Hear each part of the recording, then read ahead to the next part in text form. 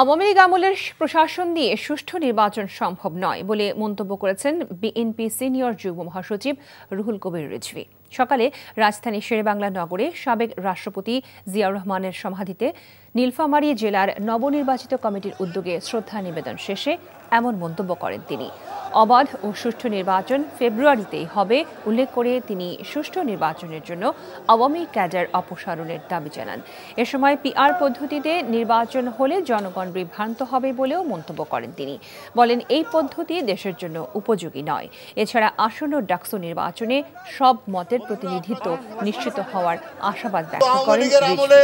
16,399 জন primary স্কুলের শিক্ষক নেওয়া হয়েছে।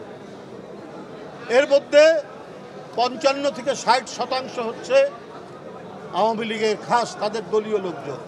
এরা যদি পোলিং এজেন্ট হয়, পোলিং অফিসার হয়, প্রিজাইডিং অফিসার হয়, তাহলে কি অবাধ সুষ্ঠু নির্বাচন হবে? এদেশের মানুষ পিআর কি, অধিকাংশ মানুষ তারা জানে না। জনগণ বিভ্রান্ত হবে। সুতরাং পিআর পদ্ধতি এই মুহূর্তে কোনো উপযুক্ত পদ্ধতি নয়। বান্ডেল থাকলে প্রতি সেনমানিতে টাকা বাঁচবে। বিকাশ সেনমানি বান্ডেল কিনে জিতুন প্রতি লেনদেনে।